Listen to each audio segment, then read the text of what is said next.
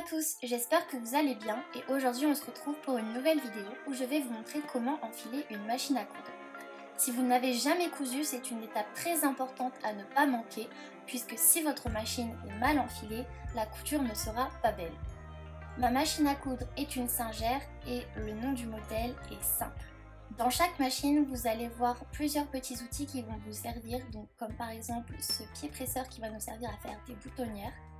Ce coupe-fil qui aussi est un pinceau pour nettoyer votre machine, attention, très important de la nettoyer régulièrement. Vous avez aussi ces deux petits outils qui vont vous servir à bloquer votre bobine de fil lors de la couture, donc ça on les met de côté, on en aura besoin pour enfiler la machine. Des canettes, donc moi ici j'en ai deux, on en a également besoin d'une pour enfiler la machine, et d'autres pieds presseurs qui vont nous servir par exemple à poser une fermeture éclair. Et enfin, on a des aiguilles qui sont fournies avec la machine, mais là on n'en aura pas besoin puisque normalement vous avez déjà une aiguille sur votre machine. Donc on va se servir de ces outils et d'une bobine de fil. Je viens tout d'abord placer la bobine de fil tout en haut et je viens la bloquer avec ce petit outil. On va ensuite tirer sur le fil et comme vous pouvez voir, il y a différents chemins. Un chemin pour faire la canette et un chemin pour mettre le fil. Nous, en premier temps, on va faire la canette. Pour faire la canette, je viens suivre le chemin avec des pointillés et je les passe dans ce qu'on appelle les guide-fils. J'enroule autour du petit cercle que vous voyez sur la gauche. Et enfin, je viens prendre la canette et je passe le fil de l'intérieur vers l'extérieur sur l'un des trous qui se trouve dans la canette. On tire un petit peu, on pose la canette et là, on va venir la pousser. Donc si on ne la pousse pas, la canette ne va tout simplement pas se faire. On appuie sur la pédale et magie, ça se fait tout seul. Une fois la canette faite, on peut couper le fil et la retirer.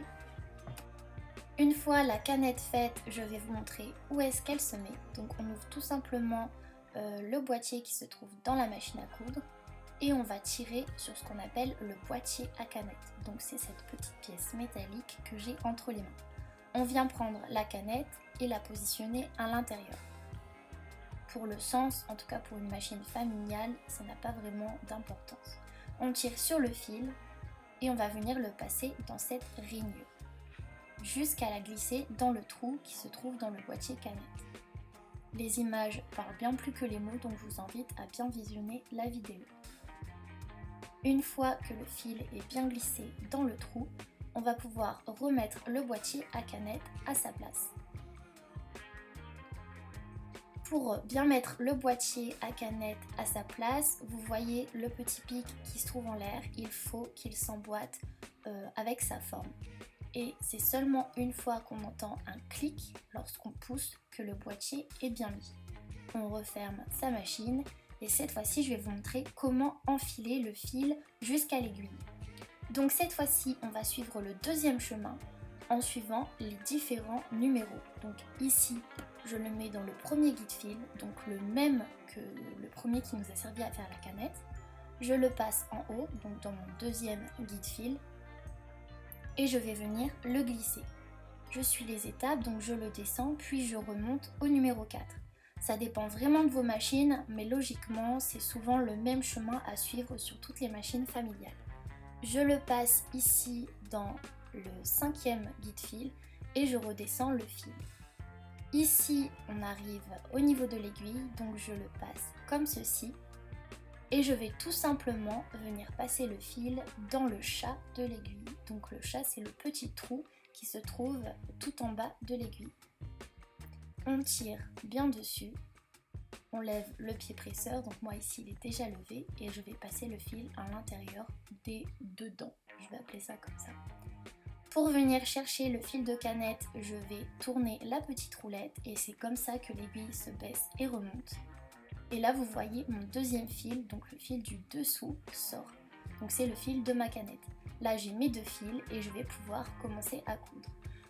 Concernant les boutons, donc cette petite roulette va me servir à régler la longueur de mon point, donc entre 0 et 1 c'est pour faire la boutonnière et à 4 mon point sera plus grand et à 1 plus petit.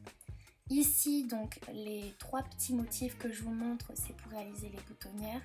On a ensuite des points décoratifs, donc comme vous pouvez le voir juste ici. Et aussi des points zigzag qui peuvent vous être utiles si vous n'avez pas de surjeteuse. Donc la surjeteuse, c'est pour faire les jolies finitions à une couture. On a ensuite le positionnement de l'aiguille, donc à droite pour par exemple faire ce qu'on appellera des surpiqûres et au milieu pour tout simplement faire l'assemblage. Ce petit bouton qui moi se trouve en haut sert à faire ce qu'on appelle un point d'arrêt, donc c'est coudre en arrière. Et le bouton du haut sert à régler la tension de votre fil. Et sur le côté de votre machine, on va trouver ce qu'on appelle un coupe-fil, donc qui va tout simplement nous couper le fil et donc éviter de prendre les paires de ciseaux.